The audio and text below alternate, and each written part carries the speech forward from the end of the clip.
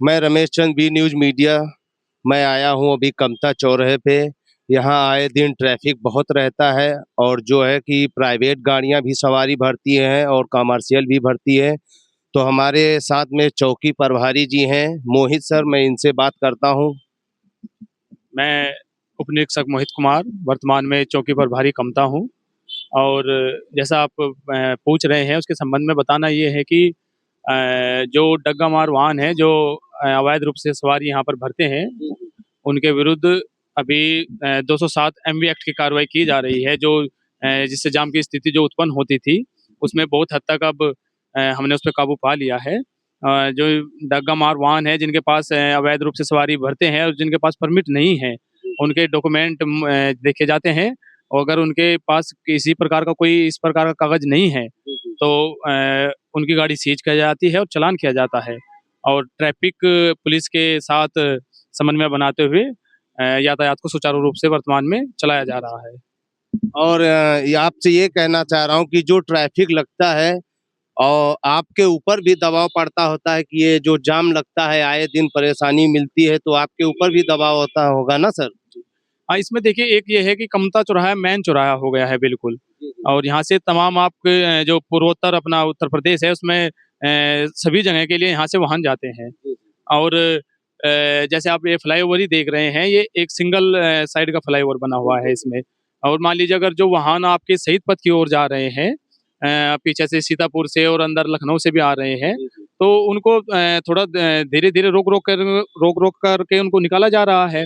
और जो शहीद पथ से अयोध्या की ओर आ रहे हैं, तो थोड़ी पीछे की साइड इसमें यातायात में थोड़ी जाम की स्थिति रहती है। हालाँकि जाम नहीं कहेंगे भई, रेड लाइट की फिलहाल यहाँ पर चालू नहीं है तो इसलिए थोड़ा रुक कर के चल रहा है। बाकी अगर मान लीजिए अगर आपका फ्लाईओवर अगर ये बन जाए और एक मेन कारण रोडवेज बस स्टैंड हो गया है। मेन चौराहे पर रोडवेज बस स्टैंड है जहाँ से लगातार 1 घंटे में कम से कम 50-55 गाड़ियाँ निकलती हैं। तो वो जब वो निकलते हैं तो वो भी इसमें बाधा उत्पन्न करती है। मतलब आपका कहने का मतलब ये है कि जो अवध बस स्टैंड से गाड़ियाँ निकलती हैं, तो एक-एक गाड़ी करके निकले और रोड पे ट्रैफिक ना लगाएँ। कभी-कभी ऐसा होता है कि 5-6 गाड़ियाँ एक साथ छोड़ दी जाती हैं, उससे भी ट्रैफिक पे काफ़ी प्रभाव पड़ता है सर। हाँ, मतलब अगर एक गाड़ी एक बार निकले कम से कम तो उसमें थोड़ा राहत रहेगी। पर एक साथ में 3-3 4-4 गाड़ियाँ निकल रही हैं, तो एकदम से पीछे का पूरा ट्रैफिक हमारा जाम हो जाता है। जो मान लीजिए सीधे आ रही है, पॉलिटेक्निक की तरफ से आ रही है, वो भी रुक जाता है और जो शहीद पथ की ओर से आ रही है, वो भी उनकी वजह से रुक जाता है। तो इस संबंध में हमने जो एआरएम साहब है, इनको भी अलग से एक पत्राचार किया है कि आप भी थोड़ा यहाँ पर मतलब इनको समझाइए और हेल्प कीजिए इसमें हमारी। अगर इस पे थोड़ा काबू हो जाता है, तो बहुत हद तक यहाँ पर यातायात की जो समस्या है उस पे काबू पा लिया जाएगा। और सर ये भी पूछना चाह रहे हैं, कुछ बसें चलती हैं जो प्राइवेट चलती हैं, जिनको इंदिरा नहर पे पहले रोका जाता था, अब वो ना वहाँ रोक करके आप सीधा यहाँ कमता तक आते हैं, तो उसके विषय में आप क्या कहना चाह रहे हैं?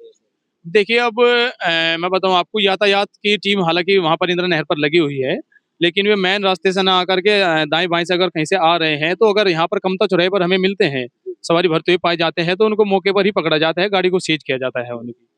अभी पिछले 7 दिनों में यहाँ से कम ये 35 गाड़ियाँ सीज हुई हैं। तो लगातार सीज की कार्रवाई और चालान की कार्रवाई इनके विरुद्ध की जा रही है। बहुत-बहुत धन्यवाद मोहित सर, आपका जो पुलिस चौकी कमता प्रभारी हैं, इन्होंने जो जानकारी दी है, मैं इसी के साथ बात को समाप्त करता हूँ। बने रहिए बी न्यूज़ मीडिया के साथ। नमस्कार।